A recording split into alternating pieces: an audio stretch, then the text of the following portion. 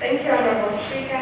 I rise on behalf of the DA that this House knows the retirement of Lieutenant Colonel Mwajo Mwebe, born and bred in Tawetwala, a village next to Stiolo.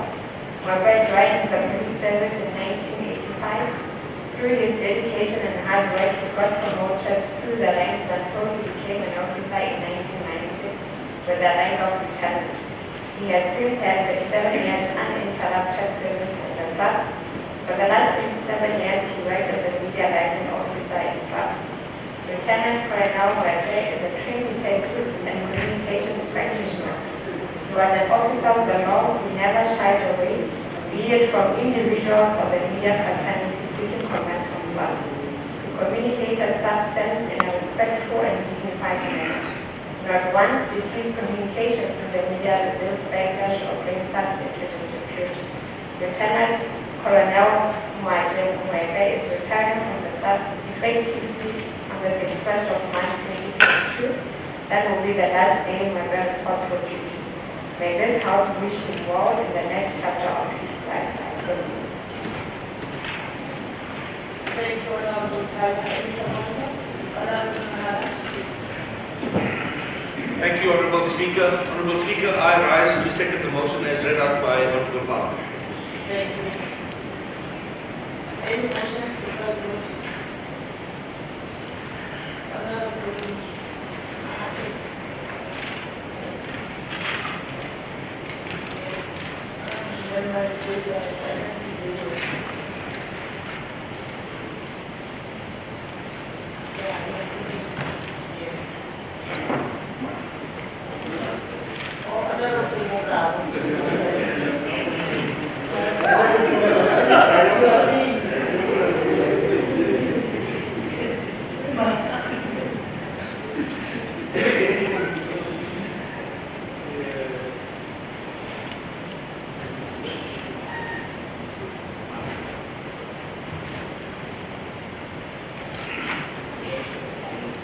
Honorable members, Honorable Speaker, good morning to everyone. Honorable Speaker, we have just learned with dismay about the gender-based violence incident in Ditabaning, Watersburg, within the Sekhukhune district, where a 19-year-old woman was fatally shot by her boyfriend who went on to commit suicide.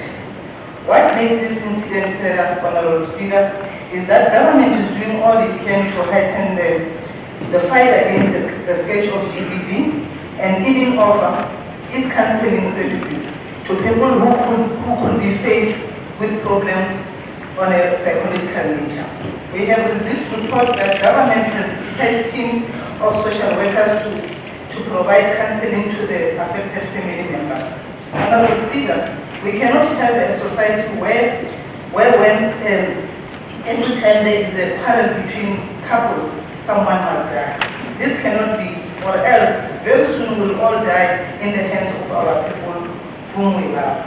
The fact that this incident coincided with the Human Rights Month also undermines the significance of this program and many others that are initiated by government to mitigate against the abuse of women and children. It remains our call, Honorable Speaker, that members of the public must use the various government services available at their disposal when they are faced with an assortment of health and personal tools. Or otherwise, this case of GBV will finish all of us. I so move. Thank you, Honorable Mugabe. Any support to the motion? Support to the motion. Honorable Mugabe. Thank you very much, Honorable Speaker. I know Honorable Listener who is there to support the motion. Thank you very much. Any motions without notice in terms of 145 Honorable Mugabe?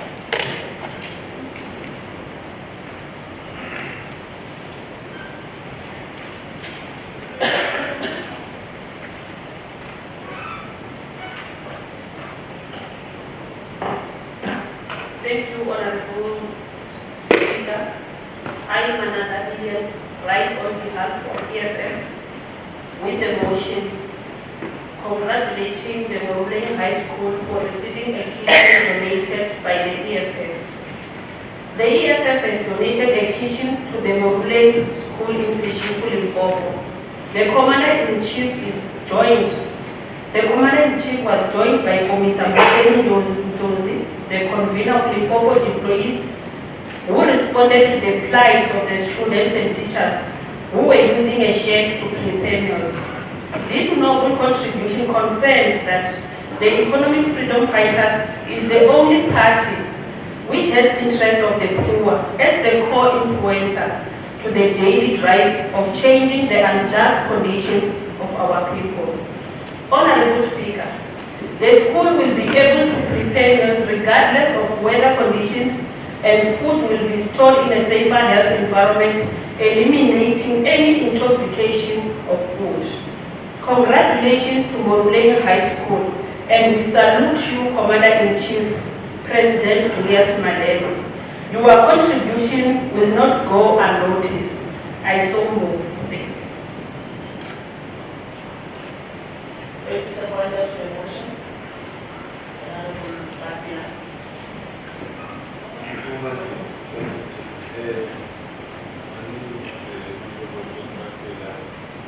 I stand to support the motion presented by Honorable Miguel Malema. Thank you very much. Any motions? Not which is in terms of House Bill 125?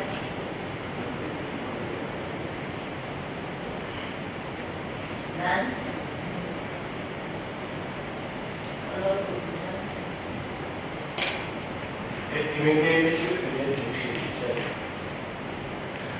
Honorable Speaker, I was just waiting for you to finish with the motion.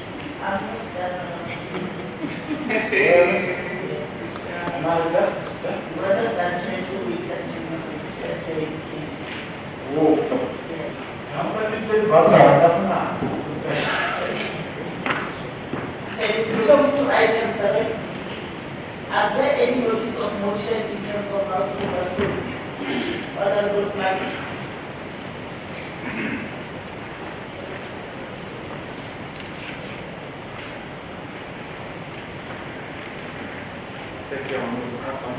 Thank you, Honorable Speaker. Good morning to the members of the executives and members present. I hereby rise on behalf of the Democratic Alliance to move that this House debates at its next sitting the implications of the failure by the executive to enforce the implementations by the Public Protector's recommendations on the BBS ban looting. The Public Protector recently expressed the concerns by stating, I quote, in addition to the Provincial Volkswagen MEC has to submit regular reports to the DG. Honorable Smith, item 3. Any notices of motion in terms of House Bill 126? What you are supposed to do is just to give the notice and present the motion to the Speaker. Yes. Thank you, Chairman. With reference to what I've already said, that the Democratic Alliance then calls for this House then to debate the issues around the Public Protector's recommendations on the BBS mutual bank looting in this House. Thank you, Chairman. Thank you. Let's move to item 4. Are there any statements by members in terms of Rule 200? Honorable Patel.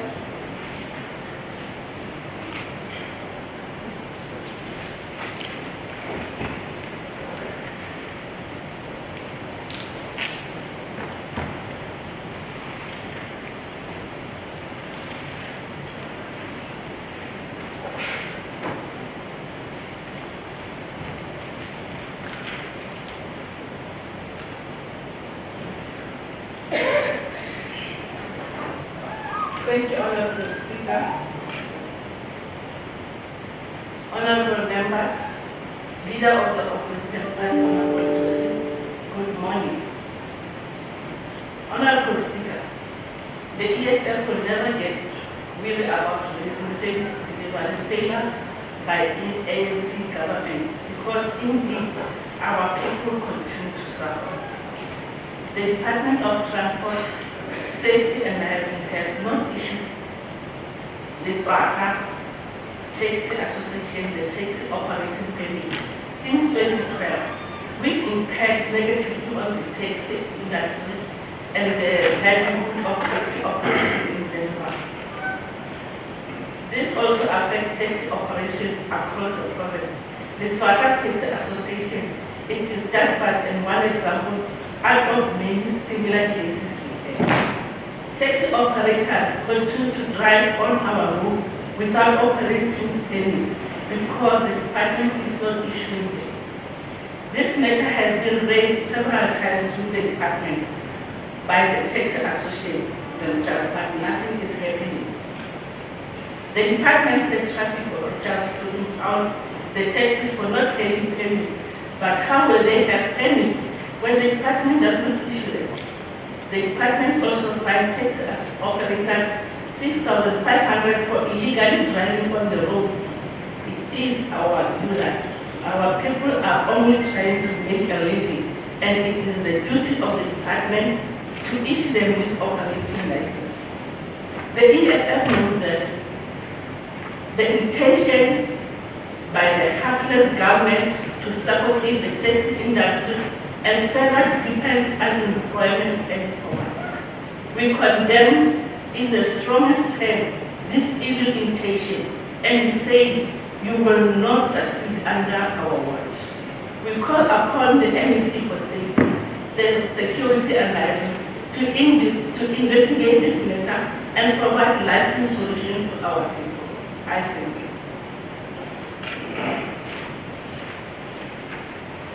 Thank you. Any other statement by members?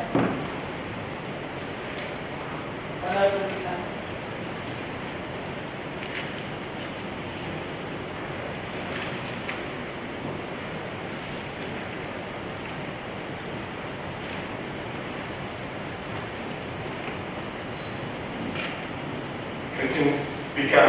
Greetings, Leader of the Opposition, colleagues and staff.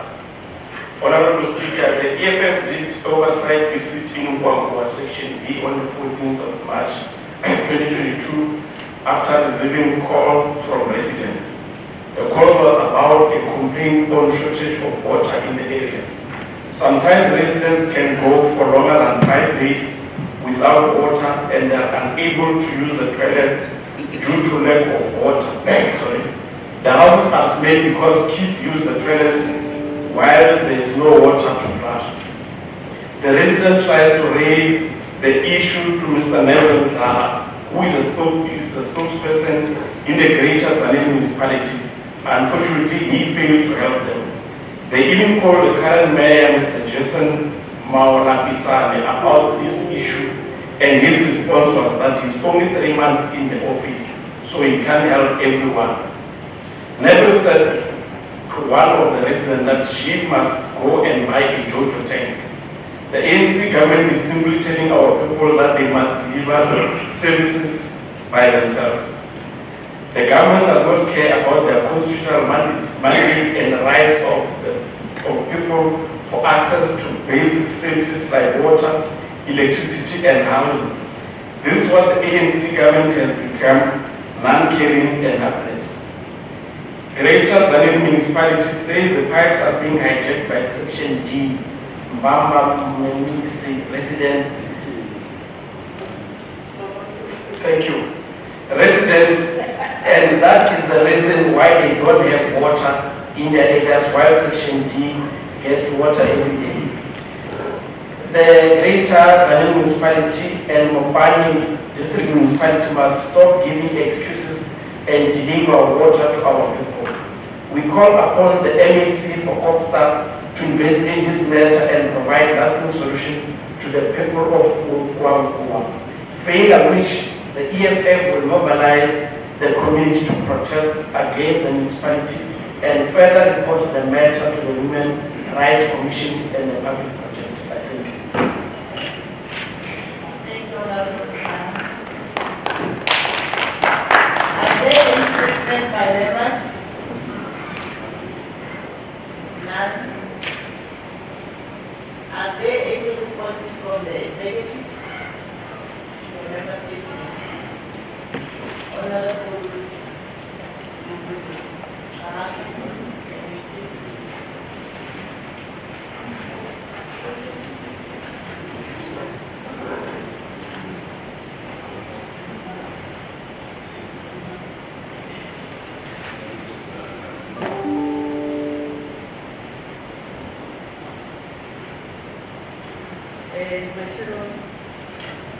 Thank you, Honorable Speaker.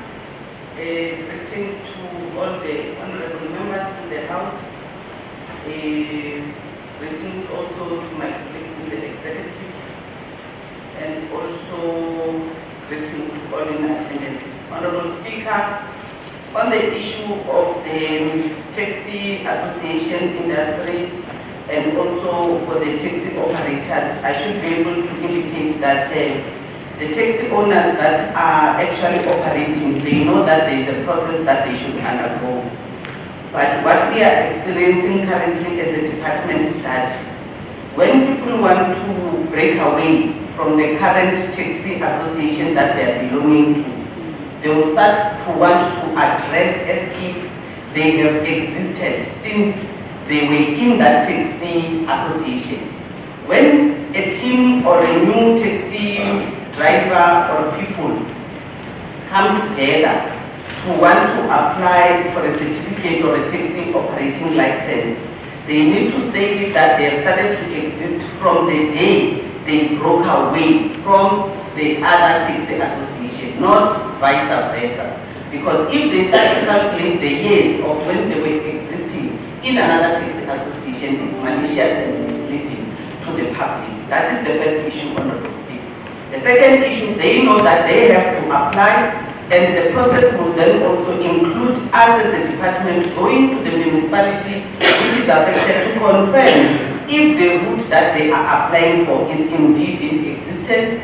After we verify, then there will be a process of advertisement so that then any other operators that are operating in that line can also have an opinion. That is the legislated policy that we have from this legislature. So it is a process that we need to go through. And I think it would be, it would not be correct, and it would be evil intentions to mislead the public about this process that it is not happening.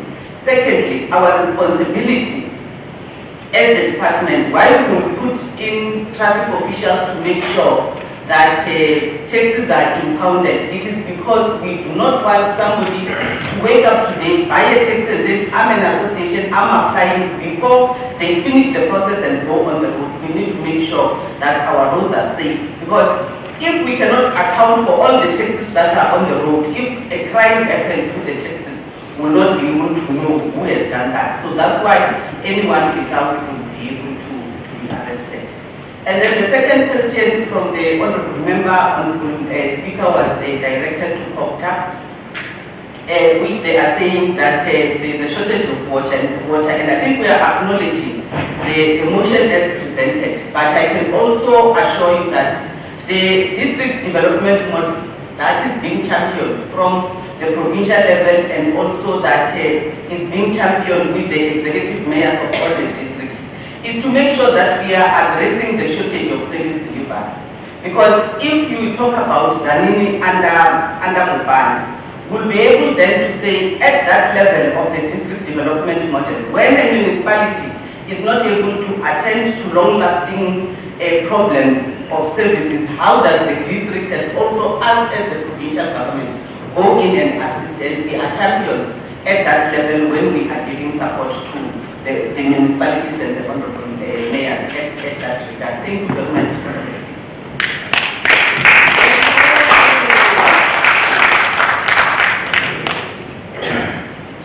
Thank you, Honorable MEC.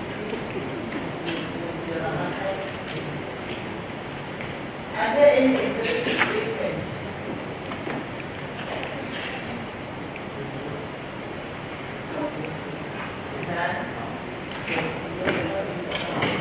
None?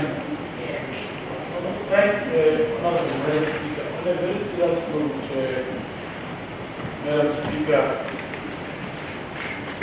I'm raising my disappointment in ourselves as this House. But on Friday, none of us was going to receive the vote of the old man at your house. And it was wrong, it was bad. At least one from this House representing the leadership, one leader from this House should have been there representing this House. The Speaker, the Deputy Speaker. I do not want to speak about the ANC, which should have been there, the PC7, or someone speaking. It doesn't matter. We attend the memorial service or the funeral. Those are chasing clouds. That is fashion parade. We know. But the last honor you can give to one of your own is to receive such a person on this last chain. I must raise that disappointment that there is some moral decay and we need to reconstruct such. I do not care who says what here and what says what, but that needs to happen. Veterans are raised, all of us, and all of us here are going to die at some point. If we can't take care of each other when we are alive, and even after death, then we don't deserve to be called human beings. The old man took care of all of us. That is why the leader of the official oppositions and the commander-in-chief were at that field. We are expected at least to receive the old man on Friday. None of you were there, except Joshua. Thank you very much.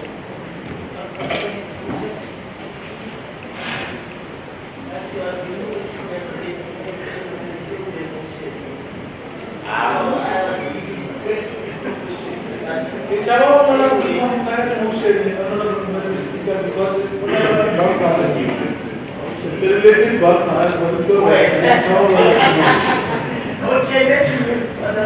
Let's proceed with our program. Item 6. Are there any tabling of committee reports, other reports and papers? None. Item 6.1. Tabling of the departmental institutional annual performance plan for the financial year 2022-2023.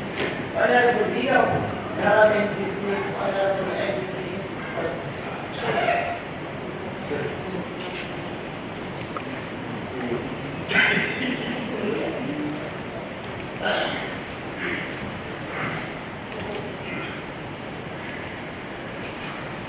Thank you, Madam Speaker.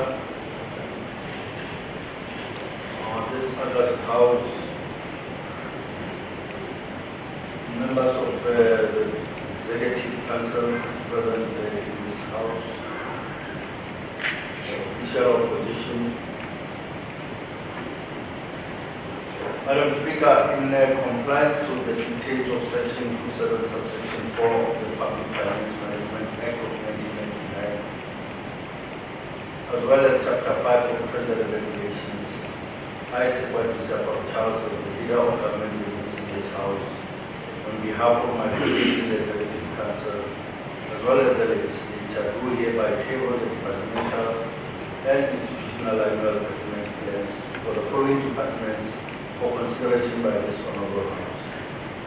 The Office of the Premier in Limpopo Provincial Legislature, Department of Education, Department of Provincial Treasury, Department of Agriculture and Rural Development, Department of Economic Development, Environment and Tourism and its entities, as follows: Limpopo Tourism Agency, Limpopo Gaming Board, Limpopo Development Agency,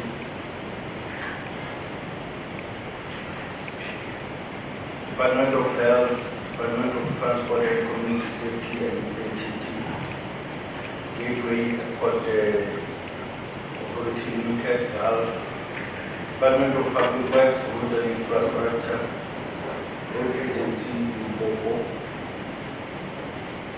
Department of Coast Guard, Department of Social Development, Department of Sport, Arts and Culture. There was a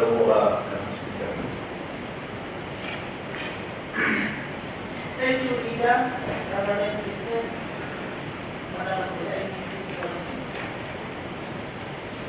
The annual performance plan are referred to the relevant portfolio committees for consideration and to report back to the House.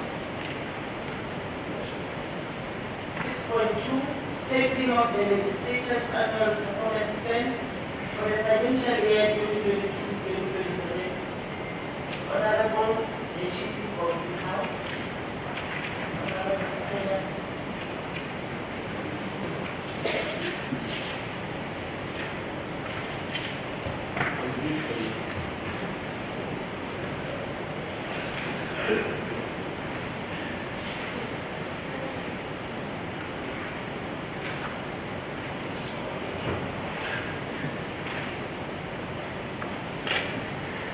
Thank you, Honorable Speaker. I want to table the annual performance plan for the local legislature for consideration by this Honorable House. The annual performance plan is tabled in compliance with Section 18B of the Financial Management of Parliament and Provincial Legislature 2009, which state that the code to the executive authority must table the annual performance plan of Parliament those who are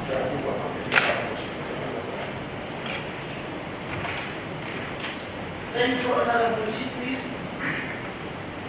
The annual performance plan is referred to the Oversight Mechanism Committee for consideration and to report back to the House. Thank you very much. Let's proceed to orders of the day. 7.1. Consideration and adoption of the Portfolio Committee report on the Limpopo Third Adjustment Application Bill B02/2022. Committee Chairperson. Thanks very much, Honorable Speaker. I move that the report of the Portfolio Committee on Provincial Treasury on the Limpopo Third Adjustment Appropriations Bill B02/2022 be adopted as a report of this Honorable House. I move accordingly the Honorable Speaker. Thank you, Honorable Chair, Honorable Kala. Any seconder? Seconder to the move. Honorable Swan.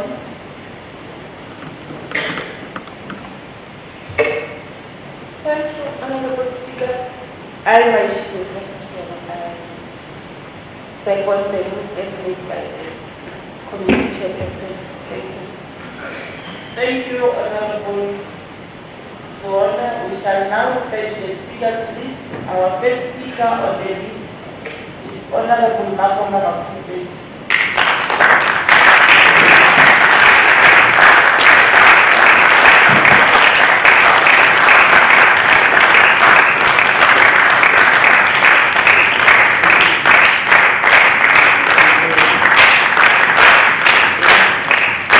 Thank you so much, Madam Speaker. I'm just concerned that all panelists not taking this answer.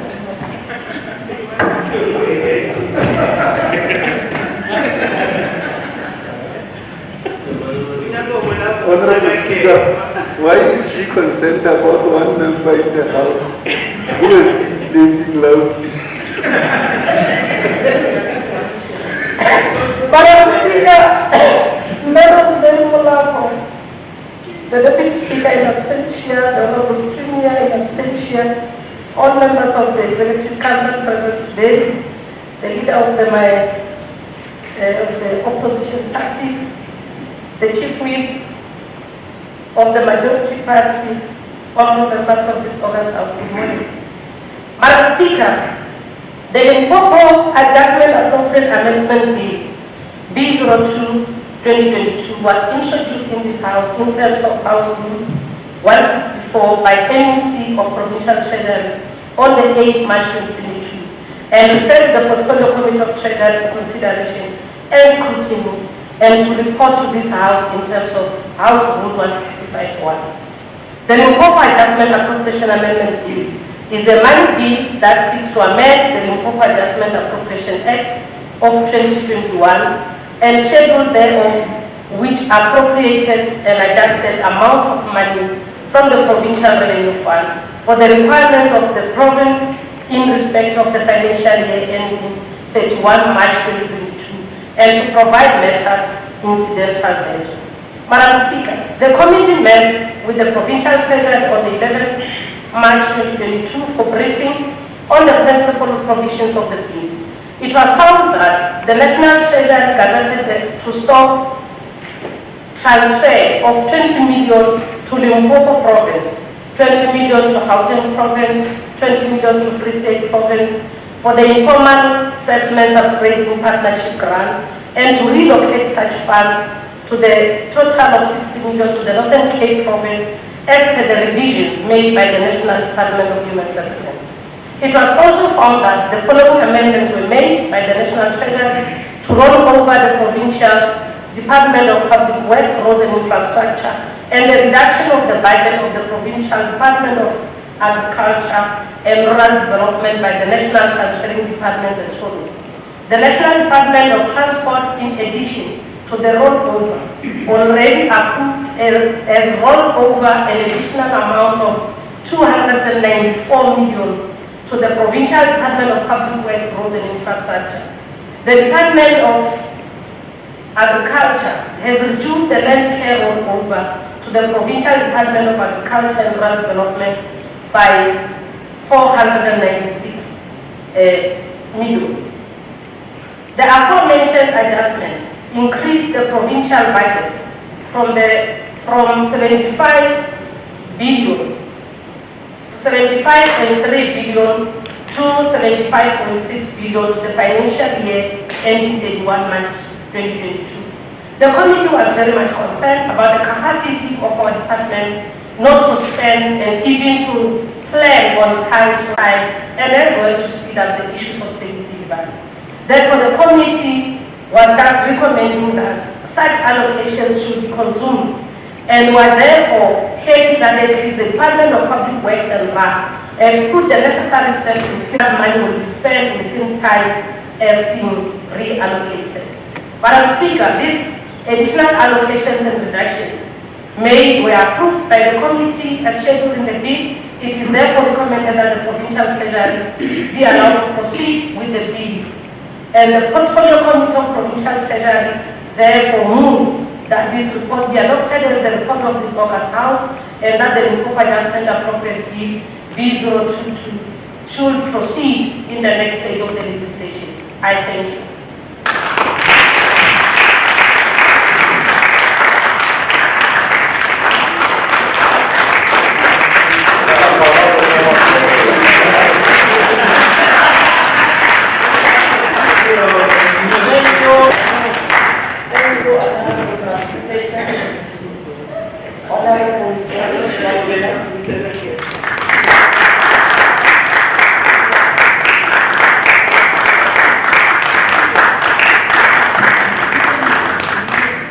Thank you, Honorable Speaker of the House, Leader of the Opposition, Chair of the Opposition.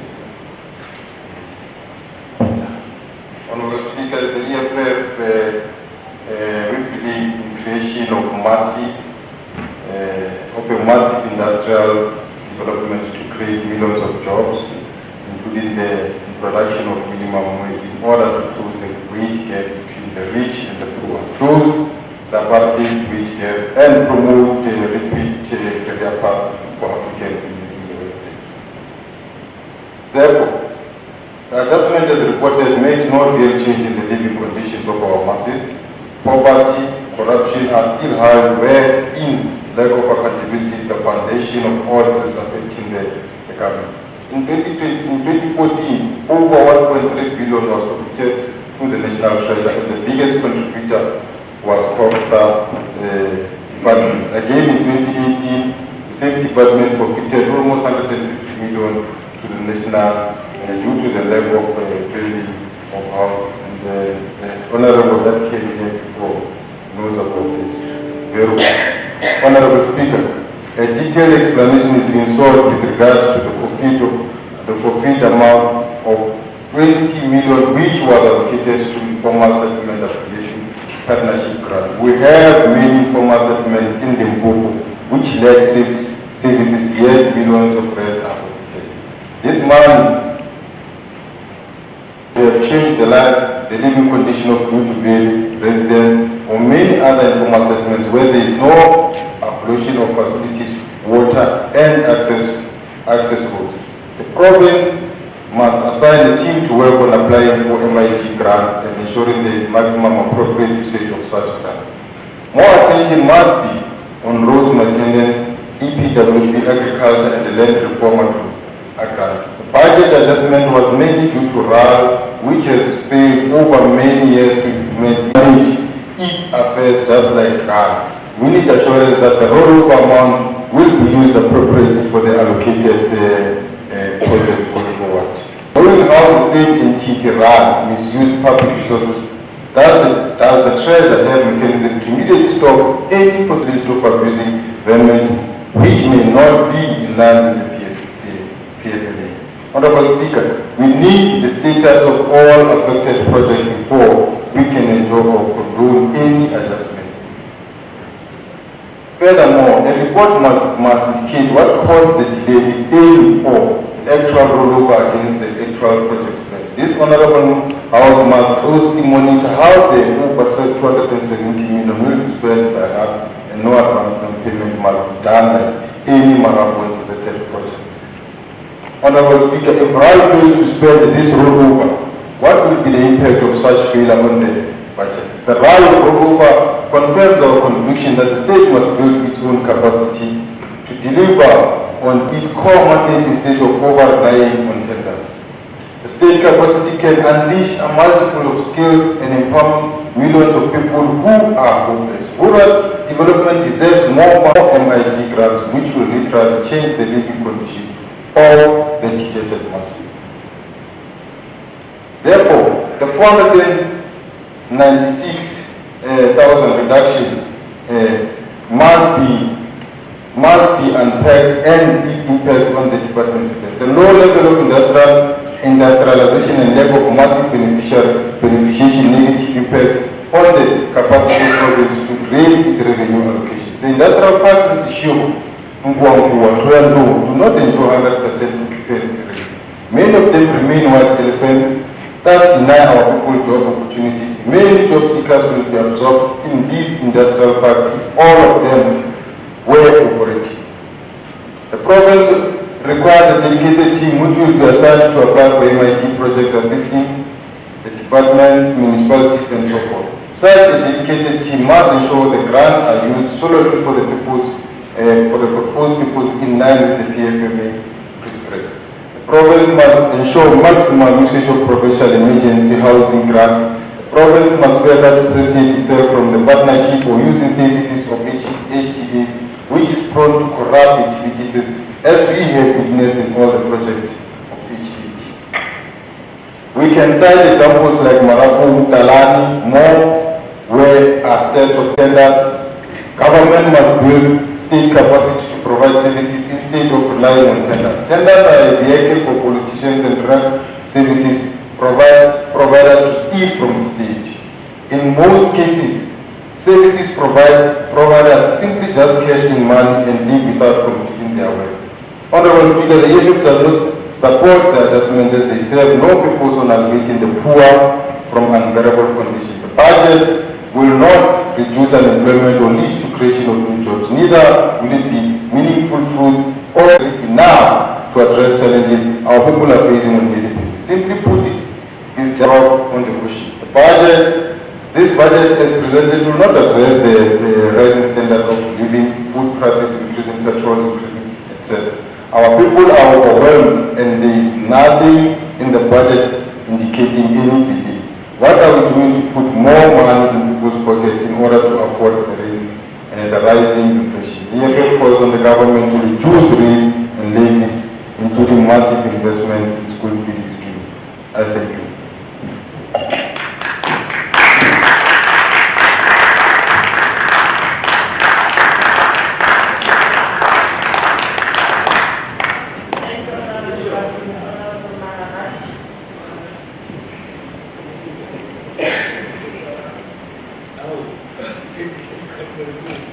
Thank you, Honorable Speaker.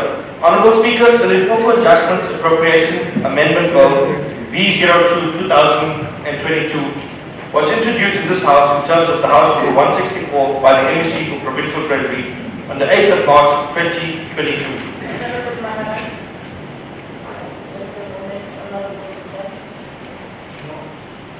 Honorable Madam Speaker, I just want to know who's the tailor of this.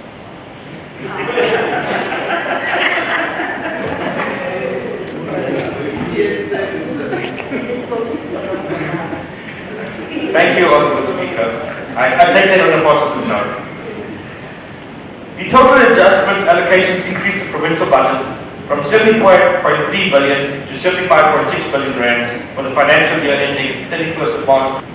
Honorable Speaker, it was noted that national 20 million rand to the Limpopo province, 20 million rand to Gauteng province, and 20 million rand to the Free State province for the informal settlements upgraded partnership grant, and reallocated these funds to the tune of 60 million rand to the Northern Cape province as per revisions made by the National Department of Human Settlements. National Treasury had also approved the amended rollovers for the Limpopo Departments of Public Works, Roads and Infrastructure and Agriculture and Rural Development to the amount of 273 million. Honourable Speaker, whilst this might appear that Public Works, Roads and Infrastructure received an additional rollover of 294 million rands, Costa and Agriculture and Rural Development incurred reductions of 20 million rands and 496,000 rands respectively. It is concerning that given the time frame within which these allocations should be utilised, and the committee was informed that the funds would be reutilized for the payment. Serious questions are raised on how the department is managed. Leases have been signed that raise concerns and must be investigated. One such case in point is the lease agreement that was signed for 43 Church Street, signed from the 1st of December 2019 until the 30th of October 2029, at a lease amount of 3,850,200 per month. Per annum, this equates to 46,202,400. And over the 9-year period, this equates to 415,821 million rands. Surely something is amiss here and must be investigated. Thank you. Thank you, Honorable Maharaj. Honorable Slavia.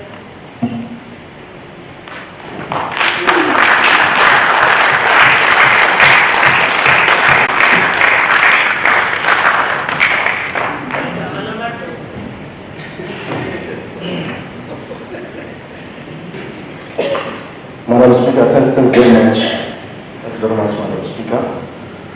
The member for Executive Council responsible for our provincial finances, provincial treasuries, Honorable Squati, members of the Provincial Executive Council present here today, colleagues, my fellow members of this August House, compatriots, friends, countrymen. Allow me once again, Madam Speaker, to thank you for this opportunity also to contribute to the debate on the Adjustment Appropriation Amendment Bill, which was tabled almost 2 weeks ago in this hallowed house by Honorable Squati.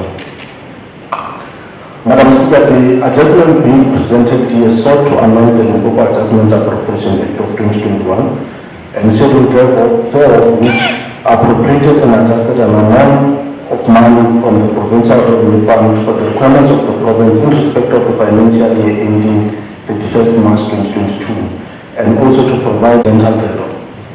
Madam Speaker, as we all know, this debate is taking place just a day after our country celebrated and commemorated the Human Rights Day.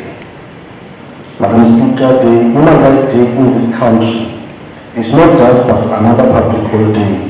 Is amicably linked to the dreadful episodes of the 21 March 1960, where a criminally and bloodthirsty regime massacred innocent people in Sharpeville, Soweto, and other parts of our country such as Nyaga and Nanga in the Western Cape.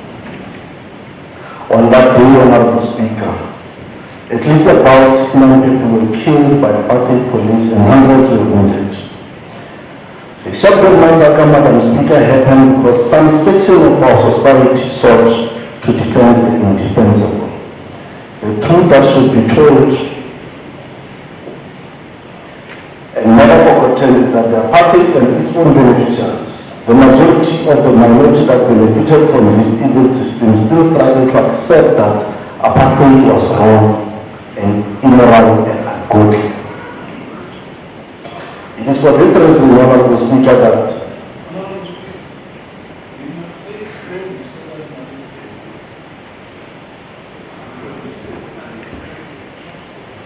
am I protected?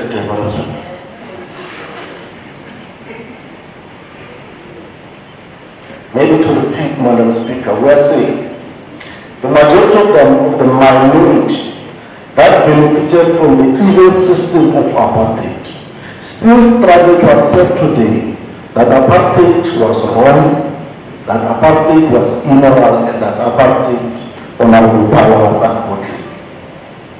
As a matter of fact, apartheid system succeeded to dehumanize majority of those that it benefited. Even with a Bible in their hands, going to church every Sunday, majority of apartheid beneficiaries still refuse to accept the biblical injunction that God.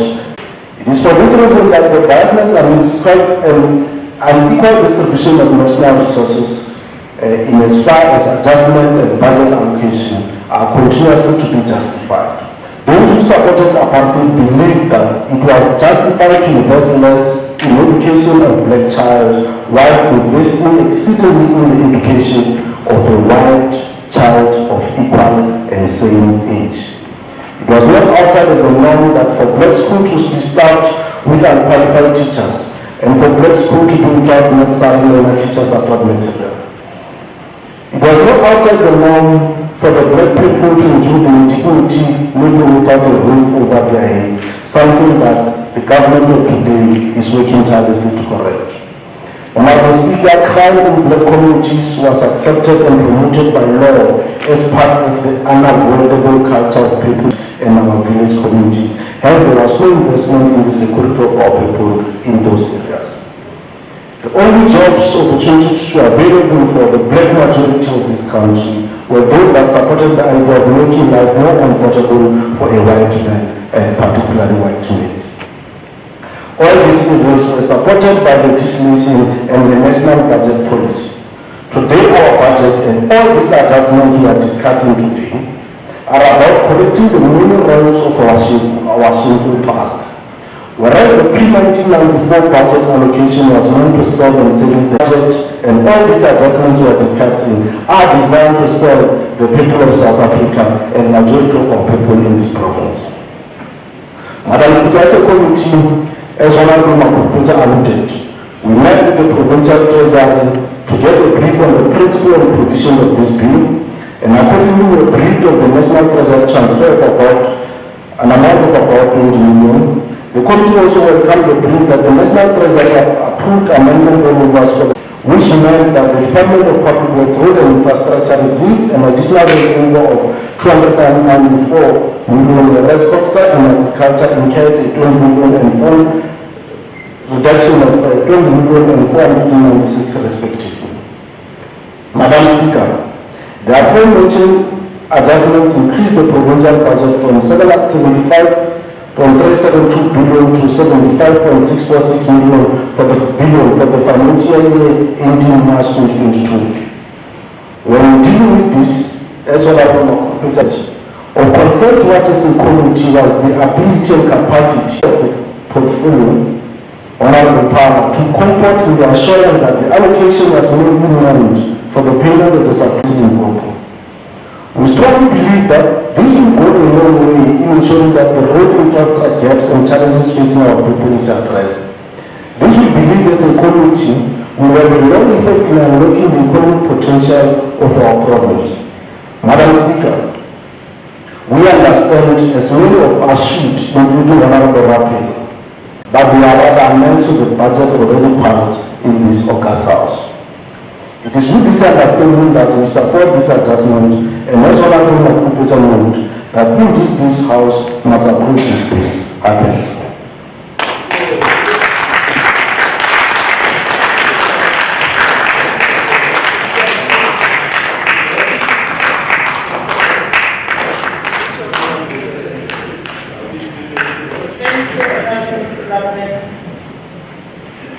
Let's move to item 7.2.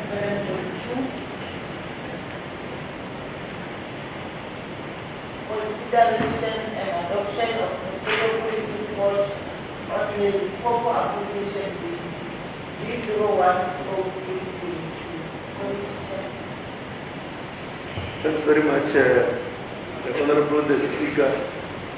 I hereby move that the report of the Portfolio Committee on Provincial Treasury on the Limpopo Appropriations Bill B01/2022 for the financial year 2022-2023 be adopted as a report of this Honorable House.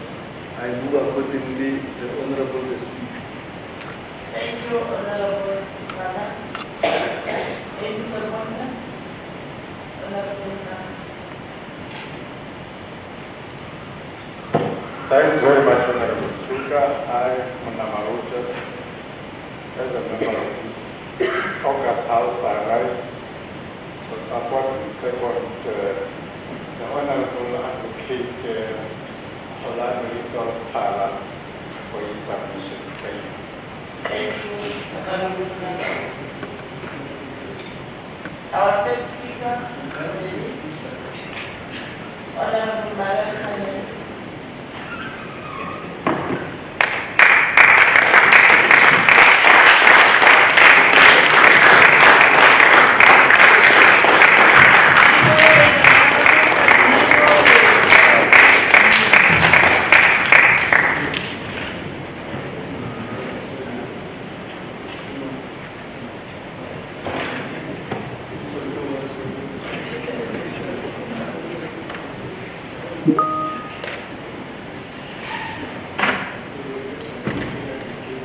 My apology, I'm still selecting my.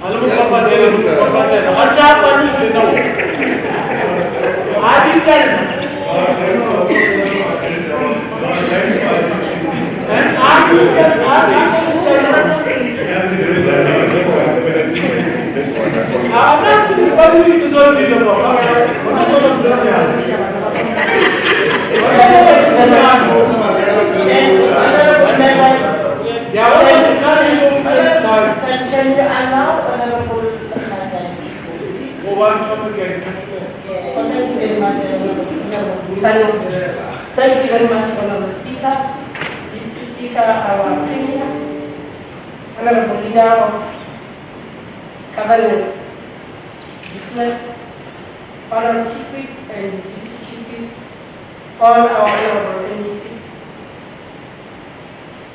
honorable chairpersons of different portfolio committees, and all honorable members of the House.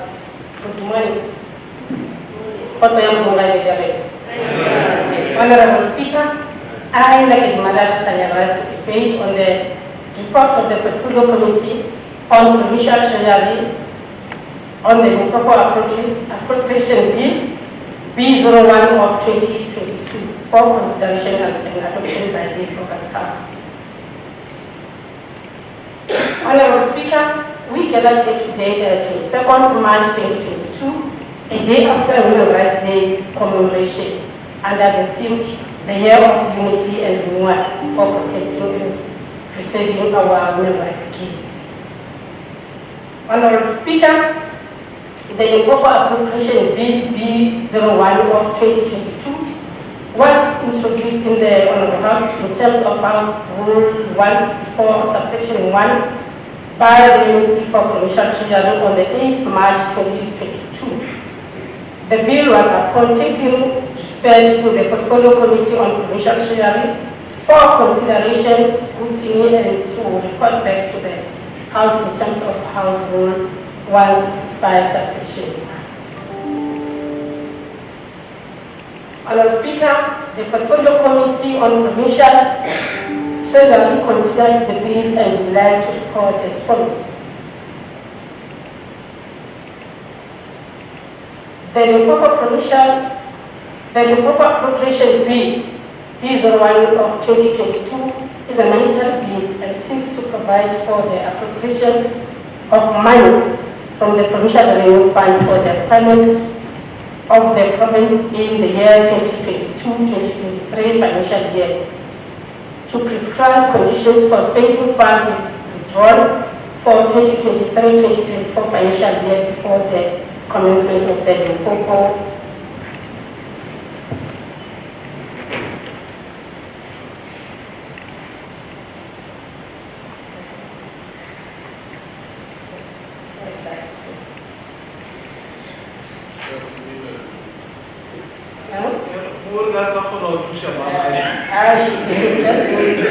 just wait, yeah. Maybe no shaking because we have touched my tablet. Yeah, I think so.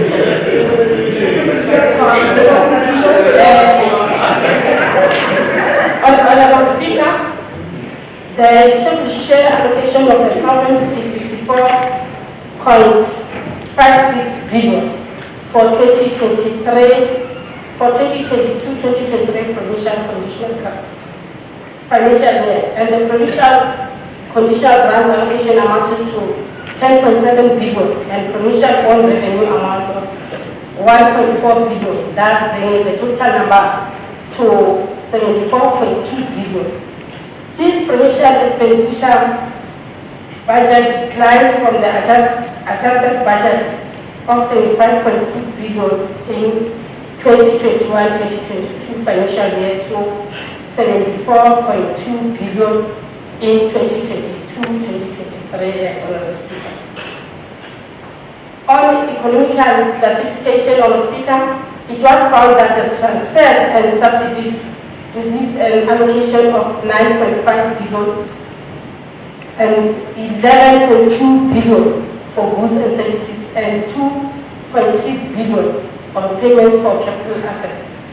Honorable Speaker, the committee noted allocations for new infrastructure development, mainly for construction of new clinics, libraries, schools, upgrades of gravel roads to tar, centers for place of safety, nature reserves, and house, amongst others. Provincial public entities are allocated 2.5. Honorable Speaker, allocation per departments are mentioned here under. The Office of the Premier received an allocation of 417.5 million. Then the provincial legislature received an allocation of 386 million to cater for oversight of all institutions in the province and other mandates. Education, the Department of Education received an allocation of 36.4 billion in 2022-2023 financial year. The allocation includes 882.4 million for Presidential Youth Employment Initiative, 35.5 million for Sanitary Dignity Project, 100 million for e-education, 200 million for storm damaged schools, and 320 million additional compensation for employees for educators. 3.2 billion for conditional grants and 696.4 million from own revenue. Honorable Speaker, the allocation also includes 316.8 million equitable share for early childhood development function shift from the social development and 184.9 million for early childhood development grant. The committee raised a concern on the mass retirement of educators in the province and the non-availability of teachers' colleges in the province. The concern was particularly on the remedial plan upon retirement of those educators. According to the provincial treasury, Honorable Speaker, most young people were trained as educators through the Presidential Youth Initiative to assist in the process. Agriculture and Rural Development received received an allocation of 1.6 billion in 2022-2023 financial year. The allocation includes 336.8 million for conditional grants and 27.9 million for revitalization of agriculture and agro-processing value chain projects. The provincial treasury received an amount of 409.9 million in 2022-2023 financial year, and the economic development, environmental affairs and tourism received a budget of 1.6 billion in 2022-2023 financial year. Health received an allocation of 22.7 billion in 2022-2023 financial year. In 2022-2023 financial year.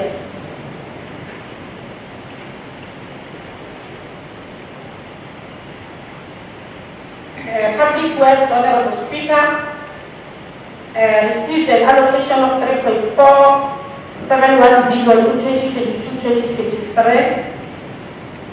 And Sports, Arts and Culture also received an allocation of 583.3 million in 2022-2023. Cooperatives Governance Corps received an allocation of 2.419 billion in 2022-2023. Social Development received an allocation of 1.788 billion in 2022-2023. Then, Mr. Speaker, the committee found that the overall budget of the province to 30 billion. And this budget consists of equitable share to the amount of 64.56 billion, on revenue to the amount of 1.4 billion, and conditional grants to the amount of 10.7 billion. Spending on conditional grants, Mr. Speaker, remains a challenge in the province. For example, maths and science grant continued to suffer under underspending despite its dire necessity in the province. Non-availability of teachers training colleges in the province, Honorable Speaker, is upon non-availability of teachers training colleges in the province, Honorable Speaker, considering the mass retirement of educators might sharply affect learning. Most nurses could not be hired or employed in the province upon the completion of their studies. Contingent liability remained a challenge in the Department of Health. GAR continued to receive a bailout from the provincial fiscus despite its continuous underperformance. Revenue enhancement strategies, Honorable Speaker, were not adequately explored, and that has a negative impact on local economic development. For example, the build of way bridges in Sekhukhune district, considering its mining sector might generate revenue. Compensation of employees, Honorable Speaker, compensation of employees' budget was still consuming much of the equitable share allocation. Infrastructure delivery is key to economic growth of the visit, despite continued funding of such projects. Honorable Speaker, the municipalities continue to underperform despite collaboration efforts by the provincial treasury and COGSTAT. Payments of rates and taxes to municipalities seem to be getting the necessary attention. Honorable Speaker, the committee recommended that the amounts reflected on the schedules of the bill should be appropriated to departments accordingly, and the principle of bills should be accepted by this House. Measures must be put in place to enhance spending on conditional grants, Honorable Speaker. A remedial plan should be put in place to ensure that mass retirement of education doesn't affect the learning at all.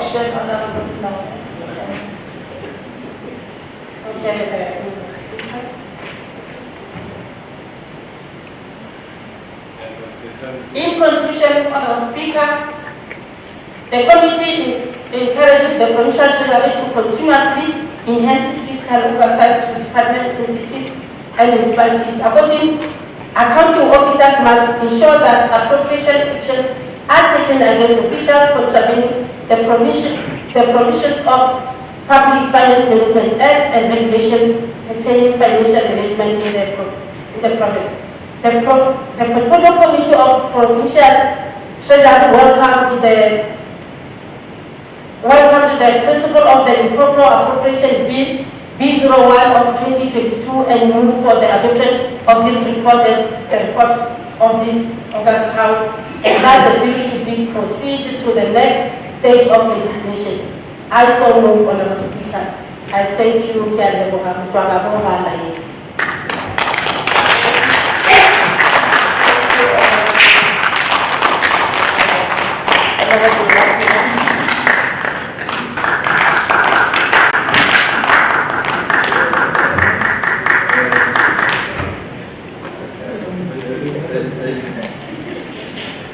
I thank you, Honorable Speaker.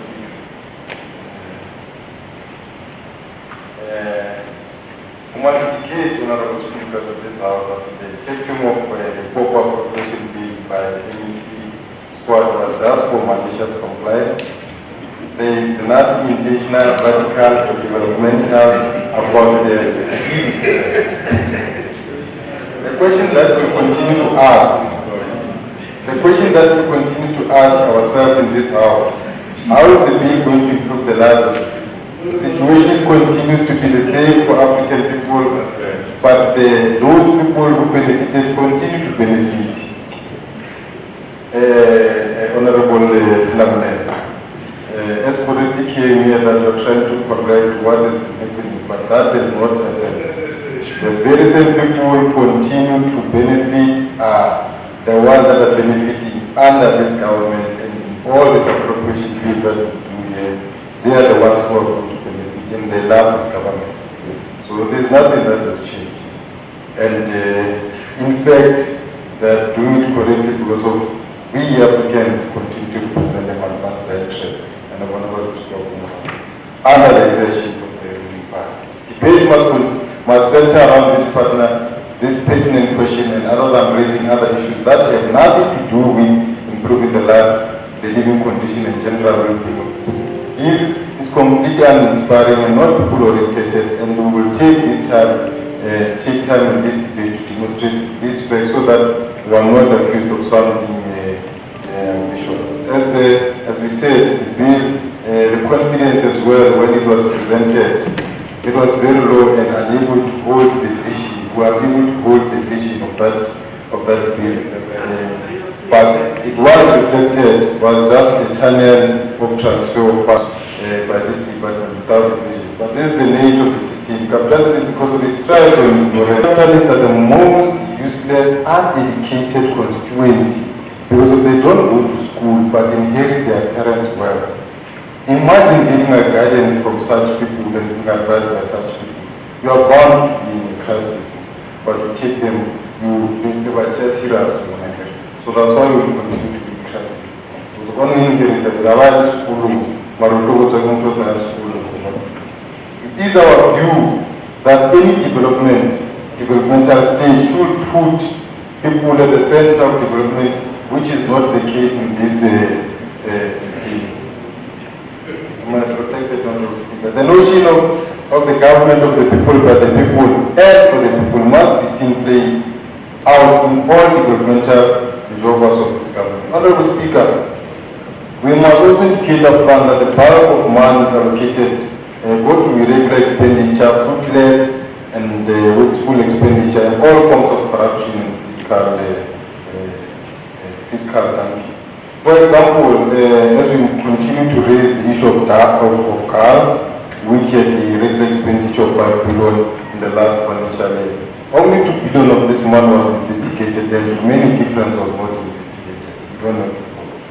We're not sure because we know in the current administration to conceal corruption, hence we continue to see this anomalies happening under the leadership. Furthermore, it is shocking that the same entity lost documents to the value as raised before of 1 billion authority to access to corruption or footprint in drug.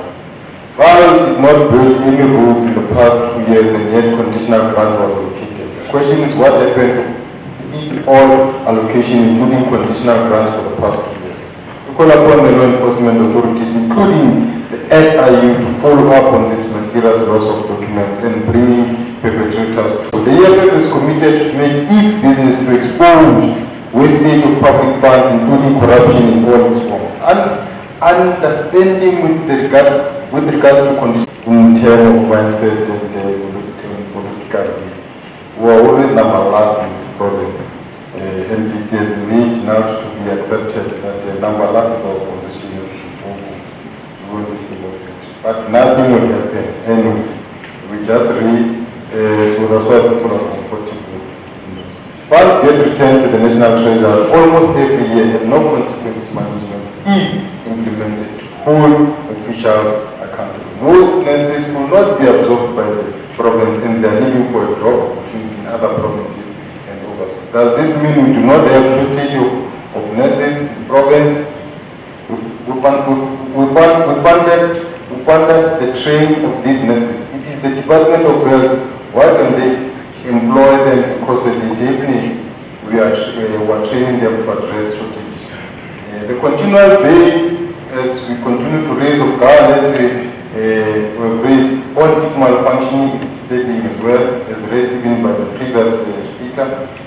Public entities are supposed to be self-sufficient by generating profit for job creation, but does not happen like that. In fact, they are sabotaged from internal and from within, so that the very same people who are in those departments, they are the ones who are privatizing and outsourcing the resources, the responsibility, they are the ones who are catching the very same services outside of them. That's why in GMT is in crisis. It's because of the very same notion. But all those people who are there seeking those rewards, they've got vast companies, that's why they don't function. But they must kill it from within so that they benefit from outside when they are under us. But we say here, provide qualifications for the board members and senior management in the entity. Maybe we can try to do something. The 33 million allocated for the provincial theatre already tells us that theatre is going to be small, to be a small structure, and will not serve all the interests of our people. Need their interest. Where is this mentality of small coming? We don't know.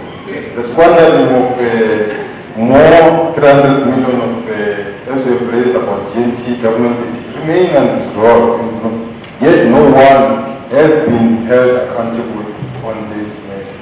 And the danger as well of this matter is that when we are going to privatize, there's going to be more violence and killing of people. So part of being effective government entity will also solve such things. Because of those ones, they just want money, and this will bring us a lot of problems in our program to this privatized.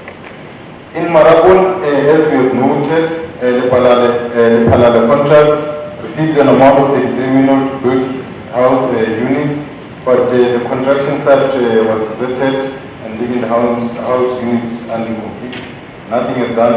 The Limpopo Provincial Legislature was allocated 330, and this institution is always down jeopardizing the important mandate of making laws and doing oversight.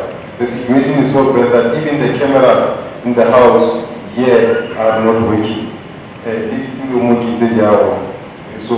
So we don't know where does this money go. Honorable Speaker, the government is not taking the early childhood development sector last year serious. Last year, the Department of Education conducted a workshop just to avoid under expenditure and for the purpose of fiscal dumping and not to empower the sector itself in terms of the challenges it is faced with, which are permanent. They are not being resolved, they are not being addressed. Year in, year out, same issues are being raised, and they will not change. We are raising now, it's March, we are telling you, next year, January, we are going to have a crisis of shortage of allocation, working, of learners to school. We are going to have those challenges, we are going to have challenges, schools, infrastructure. We are raising them here in January. Next year we will be sitting in the department. Consequence management does not apply in the current administration because of the majority of offenders are comrades.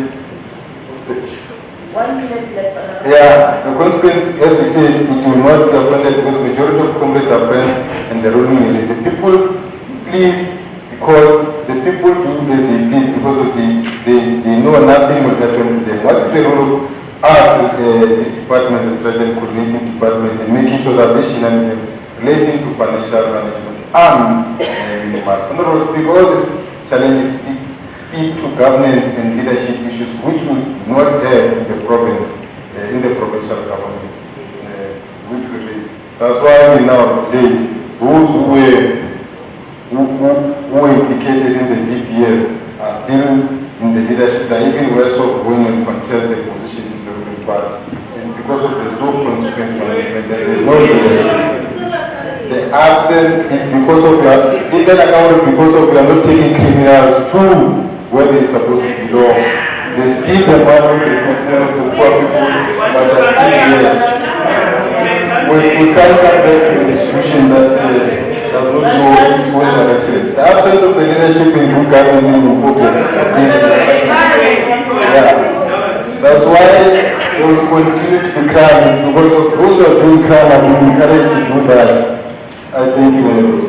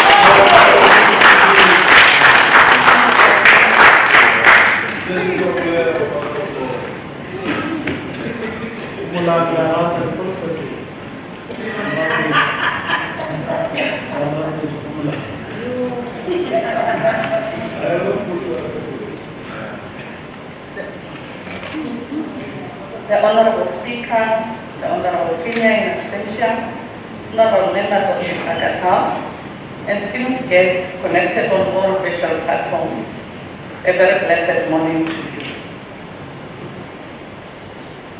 It gives us great pleasure that despite the constant economic pressures brought about by the eruption of the COVID-19 pandemic, government is still able to provide decent services to our people. Honorable members, while we all agree that COVID-19 has disrupted our livelihoods and shifted how we do business, we must also applaud the ANC-led government that it has waged a fierce battle against this vicious pandemic. The tabling of the budget takes place during what we have termed as the Human Rights Month, which is a period that we must use to heighten and emphasize the rights of our people. This debate, the second reading debate on the Auto Applications Bill B1 of 2022, take place a day after the commemoration of the Sharpeville massacre, another milestone that has changed the political landscape and has also amplified protests against the Federal apartheid system. Today's debate takes place in a democratic state. After many years of subjugation by a minority government that only served the interest of the few elites, the difference between an ANC government and the nationalist government is that apartheid was designed to cater for the select few citizens, while the democratic state is preoccupied with distributing the resources of the state in an equal and proportionate manner. The difference is highly significant. As we distribute these resources, we care less about racial democracies, which is something that cannot be said under apartheid. The 2022-2023 budget presentation took place in the middle of the invasion of the Ukraine by Russia, a geopolitical economic development that is taking place 10,000 miles away from us, but will affect us like it is taking place on our own doorstep. This is the result of the world being an interwoven global community. It's affected by a number of developments. The invasion of Ukraine by Russia, and I'm deliberately not calling it war on purpose, because it will affect the prices of food, oil, and other commodities. Oil that we have felt to date, in the rise of diesel and petrol for our own daily lives. Now, this will affect how a certain Magdalene Mapeule somewhere on the far-flung rural areas in Tanzania spend her meager financial resources. This will compel the taxi industry to increase their prices and put more holes in the pockets of the majority of our people. The ramifications are quite far-reaching. But, Honorable Speaker, we welcome a number of interventions that the ANC-led government continues to make and a dent on the unemployment statistics. I'm going to use the occasion of my debate to reiterate on two of the cardinal pillars that were outlined by the President Cyril Ramaphosa, the real commander-in-chief of all armed forces, about the country's economic reconstruction and recovery plan when addressing a joint sitting in Parliament. This was during the most perplexing period of the national disaster at the beginning of the outbreak of the COVID-19 pandemic. Before I continue, Honorable Speaker, when they judge you, you yawn. When they misunderstand you, you smile. When they underestimate you, you quietly laugh.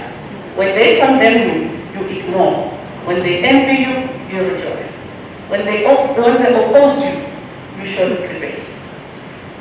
The President spoke about the following. 1. The creation of jobs, primarily through aggressive infrastructure investment and mass employment programs. The state of the province addressed by the Premier Matabata and the subsequent budget speech by MC Squad, and in tandem with the President's vision of creating jobs for the majority of our people. This is a great first, and it is our wish and hope that similar programs will be initiated in other sectors of the economy to continue to fight the bane of unemployment. We will continue, Honorable Speaker, to remind administrators at the level of government to desist from using the employment program for their nefarious ends like employing their relatives and friends to the detriment of the other citizens. The President also spoke about reindustrializing our economy and growing small businesses. We are all sitting here today witnessing a colossal program called the Special Economic Zone under the stewardship of Premier Matabata taking place. The SEZ, this concept should honestly be sold to other nations beyond our borders as a way of building sustainable economies. We draw our strength from the words of Peter Brodin, a British statesman in the 1700s who said the following, and I quote, "Education makes a people easy to lead, but difficult to drive, easy to govern, but impossible to enslave." The ANC government has always maintained that an educated and skilled nation is fundamental to building a sustainable economy. Our hospitals continue to tend to the sickly and are a home to multiple of patients with an assortment of ailments and conditions. In some instances, some of these patients are accommodated in our health facilities, while others continue to receive their medications through many of our health facilities at no cost. We have not only increased our footprint in the number of primary healthcare outlets in the province, but we have also made sure that all facilities are adequately equipped with world-class facilities to ensure that patients who go to hospitals are those who must be admitted. Honorable Speaker, the immense work of rolling out infrastructural projects will not only develop their host communities, but they will also provide the much needed Premier Matabata's part and also start with the building of new roads to connect our communities to service the economy. And with this appropriations bill, we sure will get there. Honorable members, as the eyes and ears of the people who represent, we all have a duty to ensure that these funds are spent in the most appropriate and transparent ways. Our duty of exercising oversight must be done with the intention of entrenching openness as an intrinsic value in a democratic society. It must not be done for political expediency and scoring cheap political points. We must ramp up our efforts as the legislature to ensure that public funds are spent to transition to the early childhood development sector to the Department of Education in the province. We all agree that the closure of the Gateway International Airport was an international embarrassment of an unmatched proportions to both the province and the aviation sector. However, we welcome the timely intervention and restoration of services to that facility, which is playing a pivotal role within the province's transport and tourism sector. In that vein, Honorable Speaker, we congratulate South Africa for being awarded the Kofi Annan Road Safety Award in Accra, Ghana. Honorable Speaker, one of the great minds who have walked this side of heaven, Archbishop Desmond Tutu once said, and I quote, "In my country, South Africa, we struggled for years against the evil system of apartheid that decided human beings, children of the same boat, by racial classification, and then denied many of them fundamental human rights." So, Honorable Speaker, I will not be doing justice to the masses of the country if I'm to step down without condemning at the most strongest hand a barbarous effort by the owners of all economic activities in the country, a regrettable and demonic effort of making the country in the dark days of severe and catastrophic segregation. That of when he said, and I quote, "Let the ruling classes tremble at the communistic revolution. The proletarians have nothing to lose but their chains." And I thank you.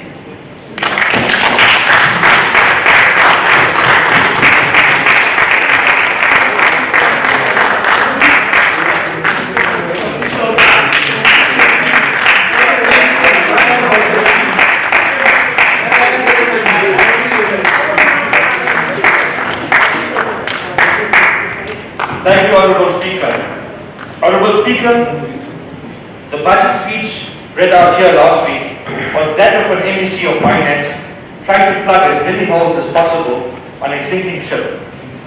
The attempt to plug all the holes is a futile exercise because there is simply not enough to go around in fully addressing our issues as a province. It is the result of a combination of years of poor financial management, weak internal controls, and excessive amounts of irregular, unauthorized, frivolous, and wasteful expenditure by provincial government departments and entities. Education, 36.4 billion, and health, 22.7 billion. Departments in the province will receive 79.7% of the total budget. Due to years of neglect and mismanagement, close to 80% of our budget must now go to our education and health departments to keep them from collapsing, as well as to try to address years of backlog in providing sanitation, equipment, infrastructure development and maintenance, as well as emergency medical services. This, coupled with the large amount spent on the compensation of employees, leaves little to no resources for skills development, work opportunities, attracting investment, and promoting increased economic activity to new and existing markets. Speaker, the compensation of employees at 68.6% of the total budget remains unacceptably high. While we understand that certain services that must be rendered to the people of Limpopo are labor intensive, we cannot have a situation where almost 70% of the budget is paying salaries. This is despite large numbers of vacancies still in the health and education sector, as well as the failure to absorb social workers in the province.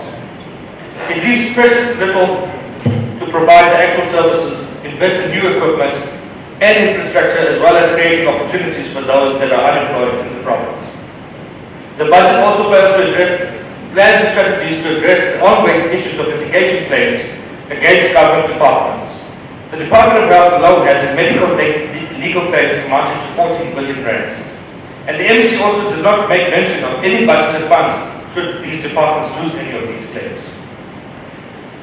Speaker, the performance of our entities remains a grave concern. Most of them are failed entities and are unsustainable without constant government funding. We cannot continue to bail out failing entities.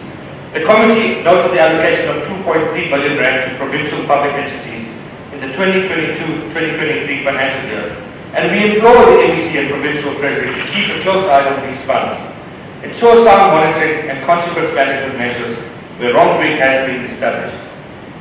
The DA's consistent calls has been heeded by the MEC's commitment to monitor spending and revenue collection and strengthen the oversight over provincial departments and provincial public entities, and we thank you for that, MEC. The committee recommended important interventions, such as measures to enhance spending on conditional grants, a plan to ensure that mass retirement of educators does not affect learning at all, and that nurses are adequately employed in the province, Treasury and COGSA to revisit their plan on how best they can aid financially distressed municipalities. The province also needs to explore innovative ways to enhance revenue collection, economic recovery, and job creation within the province. Speaker, The truth is, while this appropriation bill makes attempts to plug holes that are a result of years of mismanagement and incapable governance, it does not inspire hope.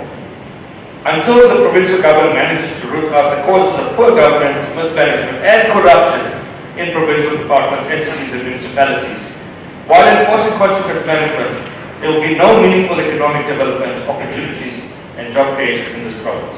Thank you. Thank you, Honorable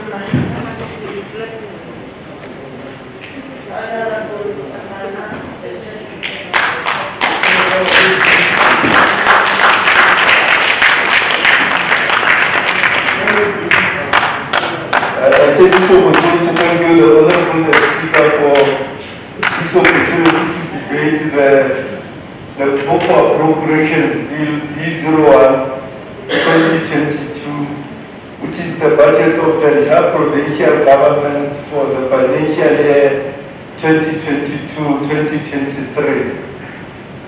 We dedicate the debate of this appropriations bill to that hero of heroes, Mogala Barale, outstanding freedom fighter and patriot, Mutela Richard Mutupi, Bokarakare, who was laid to rest in his village of Kamamaila Kolvetona over the weekend. He spent a decade serving the people of Limpopo in this provincial legislature, and therefore it is opportune that we talk about him as one of those who is a former honorable member of this provincial legislature.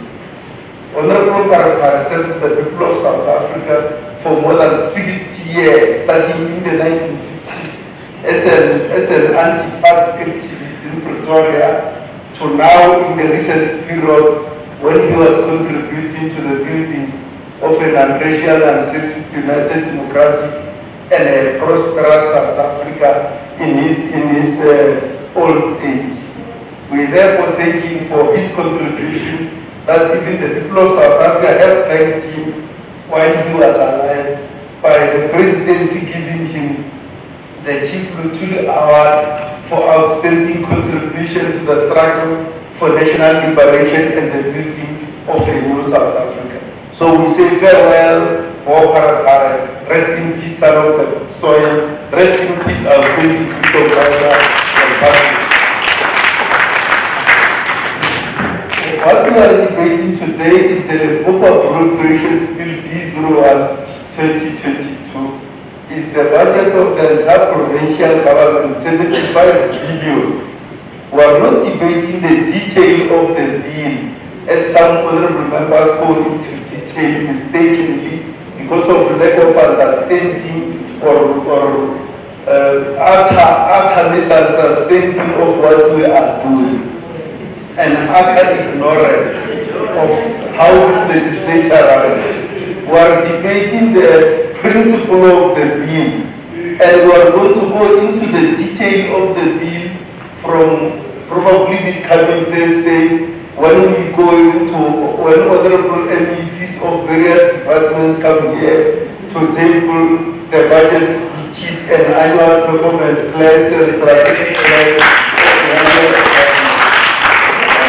We are going to go into the detail when honorable members of the portfolio committees come here to debate the various departments and departmental annual performance plans and budgets in the coming few weeks. That is the detail.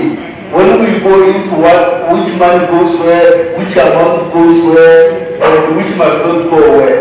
Now we are not there. We are debating the principle of the bill, and the principle of the bill is to look at it in its totality and how we take the debate forward to those other stages of the second reading of the bill. The bill is 75 billion, of which 36 billion goes to education and 22 billion goes to health. Correctly so. And I hear Honorable Maharaj says those monies go there because of years of mismanagement, and I don't know where he gets that. If he has been following this government, he will know that education is priority number 1 and health is priority number 2. And they are not priorities just by naming. They are priorities also because we spend a lot of money on them. They are priorities because they affect the lives of our people on a daily basis. They are priorities because our people depend on them. They are priorities because that is where we spend a lot of our budget. And we are not doing that this year in 2022. We have been doing that since 1994 as a government of agency.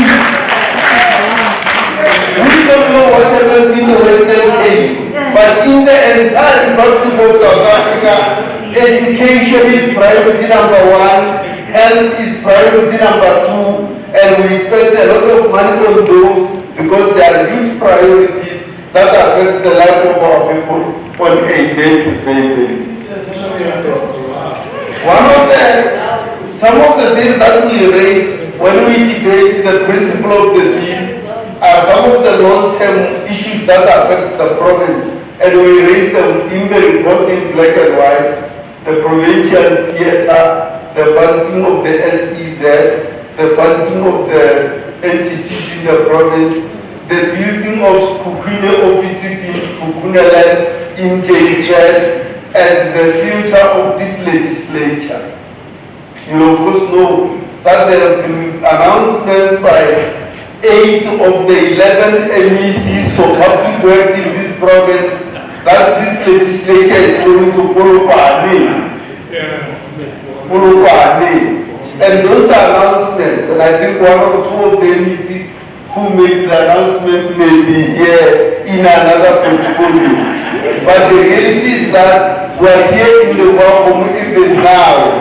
So we need to know what is the future of this parliament, whether we are going to remain here forever and we must relax, or whether at one time in the future there will be money available that will take this, the provincial legislature of Limpopo, to the capital city of Limpopo, which is Polokwane, not Wahomu, if you get the logic right. So it's something that needs to be looked at in the budget. And one of the issues we raised, as Honorable Lebiai and Honorable Lahanyan have correctly raised, and Honorable Maharaj has on it correctly so, is the spending on conditional grants, that the provincial government must focus on that.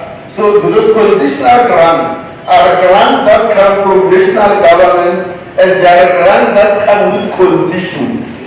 And because of that, we say that the provincial government must first heighten and enhance its capacity to spend all manner of conditional grants that come to the province.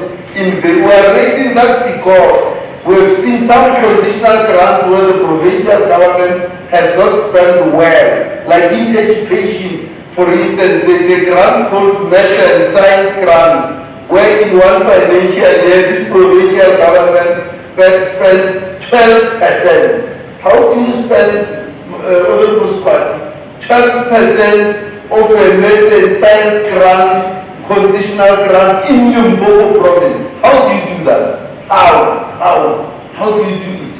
How do you do that in a province like Limpopo? How do you do it? How does it happen? How do you do it?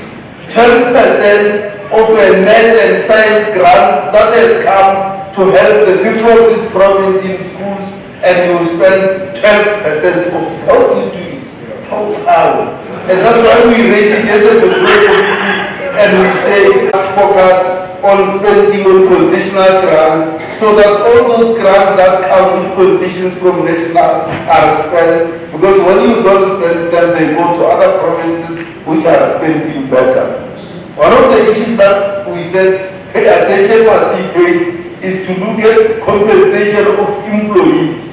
So that which in this province was in the recent past one of the provinces that are spending more on in the recent past. I think it's no longer now, but we are still very high. That money must be spent on delivering services to the people in the form of roads and bridges and schools and clinics and medicines and textbooks and all other categories of services that needs to be delivered to the people of our province. Instead of paying salaries because compensation of employees for honorable Raphael understands means payment of salaries and pensions and medical aids for people who are employed in the state. It means that. And therefore we want focus to be on spending more money on infrastructure and delivering services to the people of our province, Limpopo province. So that no huge amount of budget goes to salaries and such categories of payment. The Honorable Speaker, is the intergovernmental fiscal relations, is the provincial government being able to pay municipalities the rate and taxes that municipalities say they are owed by the provincial government in the form of in various forms, in the form of the various infrastructure that is stationed there in municipalities, that we must be able to pay that, so that the municipalities are able to get additional funds and that they are able to deliver services to the people, because municipalities in this province don't have huge amount of money that come in their direction. And therefore, if there is money available in the form of those rates and taxes that the provincial departments and provincial government through public works must pay, we must be able to pay that so that municipalities are able to survive in the province and see another day. That is the long and short of the principle. We are not debating the detail. We are going to go into the detail in the coming few weeks when honorable MECs come to put their budget speeches and APPs, and when honorable members come to debate those as part of the second reading. Today is the principle of the bill, and I take this opportunity to thank you for honorable Speaker for debating the Limpopo Appropriations Bill B01 2022. Thank you very much.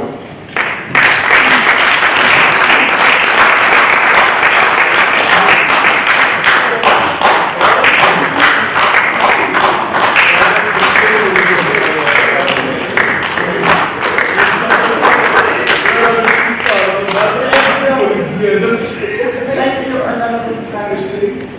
We shall now call upon the Honorable MEC for Provincial Treasury to respond.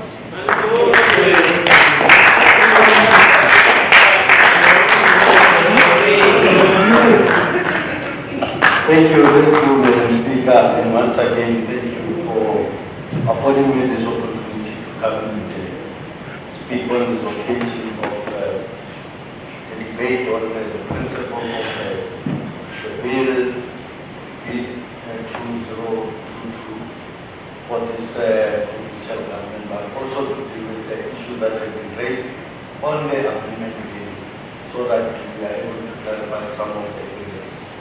First and foremost, Madam Speaker, let me take this opportunity to thank the Honorable Leader of the Portfolio Committee, Honorable Phala, for continuously, together with the connective, continuously provide counsel to this department. I also want to say to chairperson of the Portfolio Committee that they have been able to assist, particularly in terms of the issues of principle, because I realize that members were already moving ahead, putting the cart before the horse, as we are going to be dealing with the departmental budget in the following or subsequent weeks. Yes, I'm looking at the side. You are the ones who have been raising them, not you, in particular, time. Some of your colleagues, the amendment bill to clarify the issue of the amounts, particularly in terms of the land care, that it was not 496 billion, but 496,000. So, because those figures are very much important, 496 billion. So, it's thousands. Secondly, Madam Chair, I think it would be important to understand that the National Department of Transport realized the capacity that is there in for it to transfer this road of 294 billion to this provincial entity. And I think we are the ones as a provincial legislature to applaud RAL for having been turned the corner. Because previously we have had difficulties with RAL, not because the virtual misuse fund, but because RAL had overcommitted the province. And the reason for RAL to overcommit the province was the pressures that RAL was getting from various communities in terms of the upgrading of roads, but also equally in terms of us utilizing, RAL utilizing the resources that were made for maintenance into upgrading of a new infrastructure, which was not supposed to be done in that way.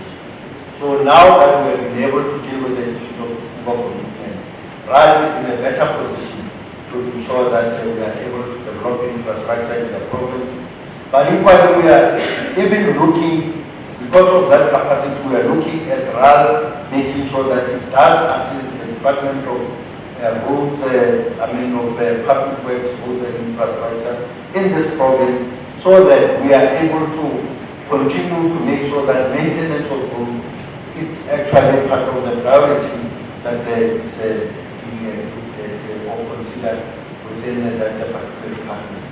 And above that, we are looking at the possibility of RAL assisting our municipalities, because we have already looked at the road or street infrastructure within the municipalities, and we are saying that we need to find a way for RAL to actually assist those municipalities, because it's a provincial entity or agency that must be able to assist those municipalities that might be found wanting in terms of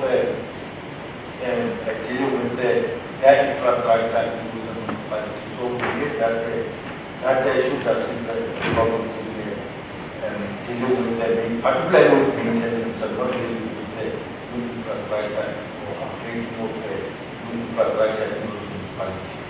Because maintenance has remained a bigger problem in this province, particularly with municipalities. And in terms of the appropriation, the main appropriation for 2022-2023, I think a lot has been said, particularly in terms of how this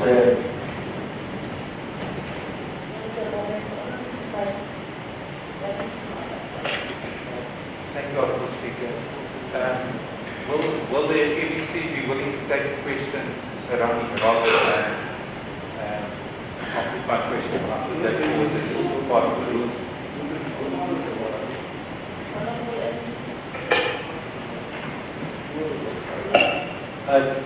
Madam Speaker, I think when we are going to be debating departmental budgets, members will have that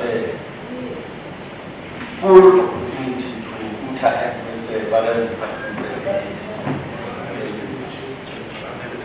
The answer to your question is Honourable Speaker, if the Honourable MEC is not willing to do that, then I'm very concerned that the information regarding the role that has been put forward here and the no, and therefore is misleading the House in that regard. You can't raise that question because you are asking the ADEC is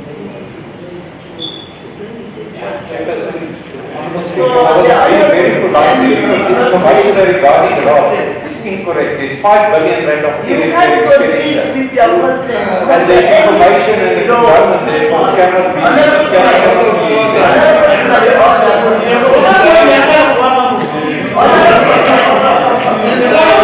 the NBC is not so if the information is correctly accepted. I don't accept that. What is awesome? There's 5 billion rand of irregular expenditure.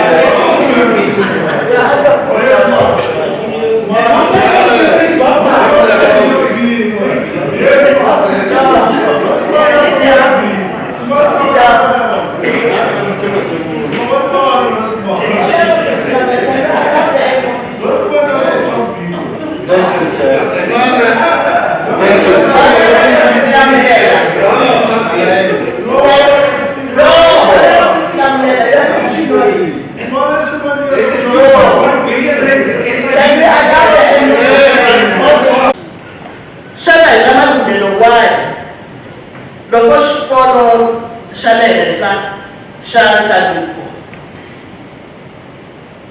Vana va kona va tirhisa swihambukelo swa magoji laha hambi tinyoka ti nga va luma handzaka.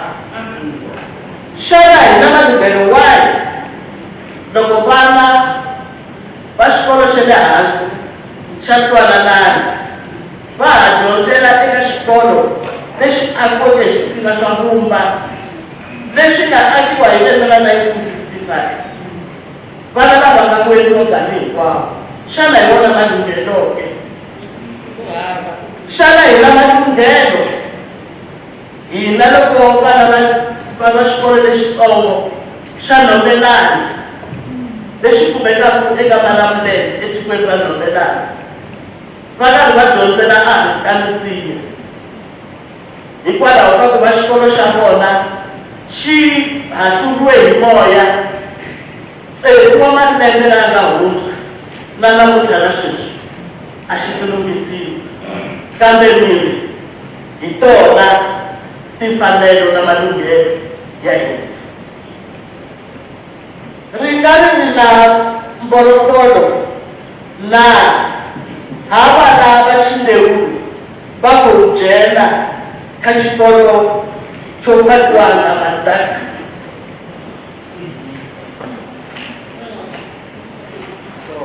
Iyo le mbolotolo na hava lava Xindhewu va ku shumisa mabunga amadini.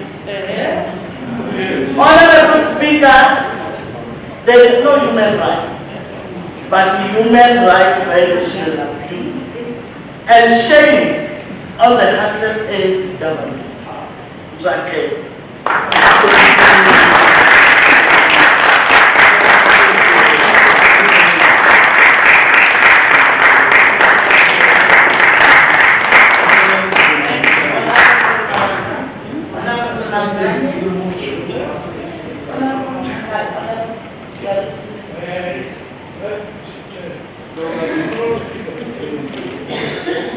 Honorable Speaker, I don't think it would be fair to allow the GA, the Freedom Front, to speak on this. I do not think it would be fair. What are they going to tell our people? What are they going to tell us? Because here we talk to our people, unless they want to remind us of the painful past, I don't think they have a right to speak on this matter in much. Both of them, the GA and the Freedom Front, let them see if we acknowledge they are here. I'm persuading the House. Let's move to Mr. Proper. God bless.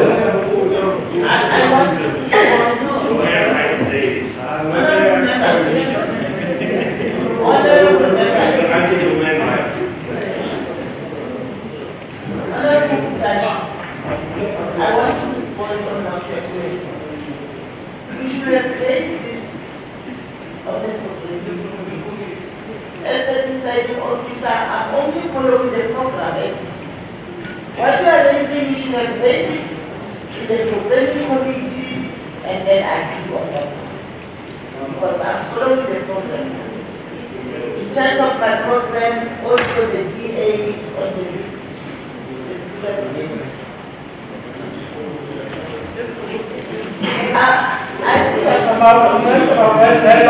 have a problem, but remember, programming committee was when that, and then for this one it was not there. When this thing of the GA and the Freedom came. But the point of the matter, these ones who took us through this pain, this one that killed us, this one that took us through this horrific past, they want to come here and talk and say what? They must, even without you requesting them not to talk, they must themselves just sit down. They must just themselves sit down. What is the deal going to say about Shabir Massacre? The problem is the implication of this case. It's not human rights, it's actually Shabir Massacre. What do you want to say about the deal? What is it going to say about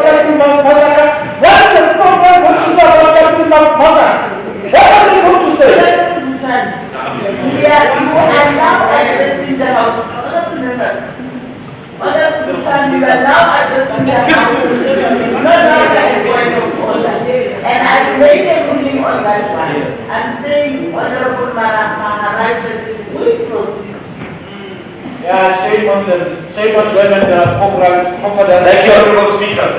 Crocodiles might. Human Rights Day, our nation commemorates the Sharpeville massacre of 21st of March 1960, when police opened fire on a peaceful protest, killing 69 people and wounding 180 under the oppressive apartheid regime. It is a day on which we remember the importance of human life and dignity and the responsibility we have to protect these basic rights.